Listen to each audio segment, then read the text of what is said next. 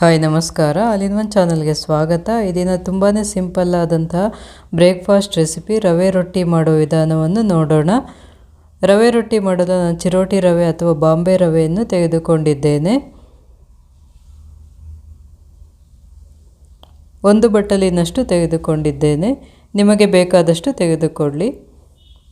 ಇದಕ್ಕೆ 2 ಸ್ಪೂನಷ್ಟು ಮೈದಾ ಹಿಟ್ಟನ್ನು ಸೇರಿಸುತ್ತಿದ್ದೇನೆ. ನಂತರ ಬೇಕಾದಷ್ಟು ನೀರನ್ನು ಸೇರಿಸಿ ಮೆತ್ತಗೆ ಕಲಿಸಿಕೊಳ್ಳಬೇಕು.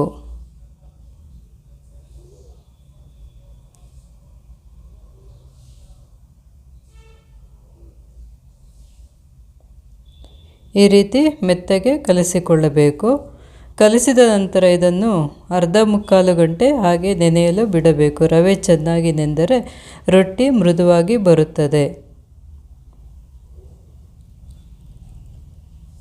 ಈ ರೀತಿ ಕಲಿಸಿಕೊಳ್ಳಬೇಕು. ನಂತರ ಒಂದು ಅರ್ಧ ಗಂಟೆ ಆದ ನಂತರ ಈ ರೀತಿ ಮೇಲೆ ಬಂದಿರುವ ನೀರನ್ನು ಬಸಿದು ಬಿಡಬೇಕು. ಈಗ ಎರಡು ಮೀಡಿಯಂ ಗಾತ್ರದ ಈರುಳ್ಳಿಯನ್ನು ತೆಗೆದುಕೊಂಡಿದ್ದೇನೆ. ಇದನ್ನು ಸಣ್ಣದಾಗಿ ಕಟ್ ಮಾಡಿ ಸೇರಿಸಿಕೊಳ್ಳಬೇಕು. 1 ಕ್ಯಾರೆಟನ್ನು ಸಿಪ್ಪೆ ತೆಗೆದು ತುರಿದು ಸೇರಿಸುತ್ತಿದ್ದೇನೆ. 1 ಬಟ್ಟಲಿನಷ್ಟು ಕೊತ್ತಂಬರಿ ಸೊಪ್ಪು, ಒಂದು 5-6 ಹಸಿಮೆಣಸಿನಕಾಯಿ ಸಣ್ಣದಾಗಿ ಕಟ್ ಮಾಡಿ ಸೇರಿಸಿದ್ದೇನೆ. ಒಂದು 8-10 ಎಸಳಿನಷ್ಟು ಕರಿಬೇವಿನ ಸೊಪ್ಪನ್ನು ಚೆನ್ನಾಗಿ ತೊಳೆದು ಸಣ್ಣದಾಗಿ ಕಟ್ ಮಾಡಿ ಸೇರಿಸಿಕೊಳ್ಳಬೇಕು. ಒಂದು ದೊಡ್ಡ ಗಾತ್ರದ ಕ್ಯಾಪ್ಸಿಕಮ್ಮನ್ನು ಸಣ್ಣದಾಗಿ ಕಟ್ ಮಾಡಿ ಸೇರಿಸಿಕೊಳ್ಳುತ್ತಿದ್ದೇನೆ. ರುಚಿಗೆ ತಕ್ಕಷ್ಟು ಉಪ್ಪನ್ನು ಸೇರಿಸಿ ಚೆನ್ನಾಗಿ ಮಿಕ್ಸ್ ಮಾಡಿಕೊಳ್ಳಬೇಕು.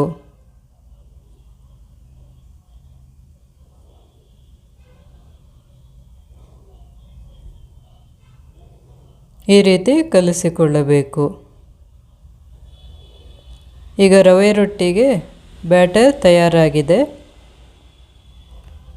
ಒಂದು 5 ನಿಮಿಷ ಬಿಟ್ಟು ನಂತರ ಹೆಂಚಿನ ಮೇಲೆ ರೊಟ್ಟಿಯನ್ನು ಮಾಡಿಕೊಳ್ಳಬಹುದು.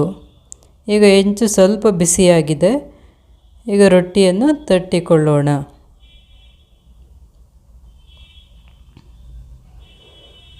ತುಂಬ ದಪ್ಪಗೆ ಮಾಡಿಕೊಳ್ಳಬಾರದು, ಆದಷ್ಟು ತೆಳ್ಳಗೆ ಮಾಡಿಕೊಳ್ಳಬೇಕು.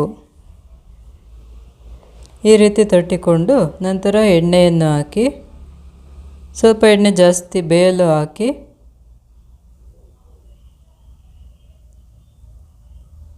ನಂತರ ಪ್ಲೇಟ್ ಮುಚ್ಚಿ ಬೇಯಿಸಿಕೊಳ್ಳಬೇಕು.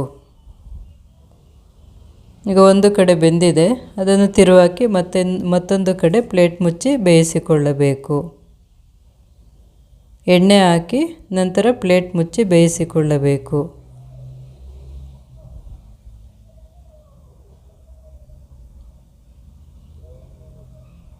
ಎರಡು ಕಡೆ ಚೆನ್ನಾಗಿ ಬೇಯಿಸಿಕೊಳ್ಳಬೇಕು.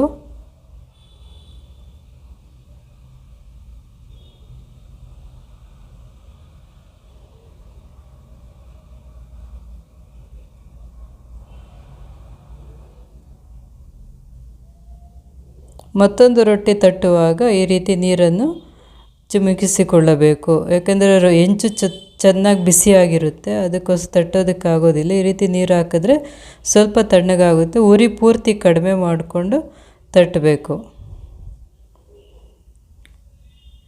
ಉರಿಯನ್ನು ಸಿಮ್ಮಲ್ಲಿಟ್ಟು ಈ ರೀತಿ ನೀರನ್ನು ಹಾಕಿ ಚೆನ್ನಾಗಿ ತೆಳ್ಳಗೆ ತಟ್ಟಿಕೊಳ್ಳಬೇಕು.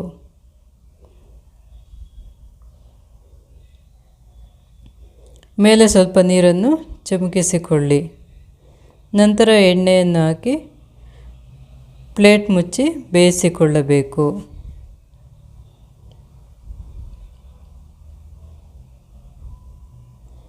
ಒಂದು ಕಡೆ ರೊಟ್ಟಿ ಬೆಂದಿದೆ, ಮತ್ತೊಂದು ಕಡೆ ಬೇಯಿಸಿಕೊಳ್ಳಿ.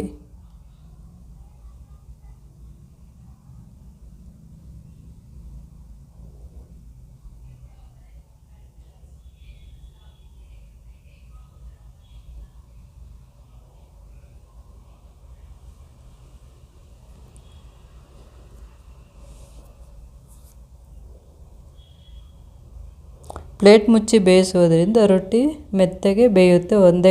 ಎಲ್ಲ ಚೆನ್ನಾಗಿ ಹಬೆಯಲ್ಲಿ ಚೆನ್ನಾಗಿ ಬೇಯುತ್ತೆ.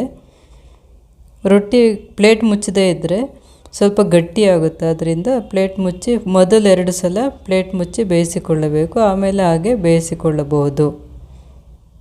ಈಗ ತುಂಬಾ ರುಚಿಕರವಾದಂಥ ರವೆ ರೊಟ್ಟಿ ತಯಾರಾಗಿದೆ. ಈ ರವೆ ರೊಟ್ಟಿಯನ್ನು ಉಪ್ಪಿನಕಾಯಿ, ಚಟ್ನಿ ಪುಡಿ, ತುಪ್ಪದ ಜೊತೆ ಯಾವುದಾದ್ರೂ ಒಂದು ಇದ್ದರೂ ಸಾಕಾಗುತ್ತೆ. ಅದರ ಜೊತೆ ತಿನ್ಬೋದು. ತುಂಬಾ ರುಚಿಕರವಾಗಿರುತ್ತದೆ. ಈ ರೆಸಿಪಿ ಇಷ್ಟವಾದಲ್ಲಿ ಲೈಕ್ ಮಾಡಿ, ಕಮೆಂಟ್ ಮಾಡಿ, ಶೇರ್ ಮಾಡಿ, ಸಬ್ಸ್ಕ್ರೈಬ್ ಮಾಡಿ.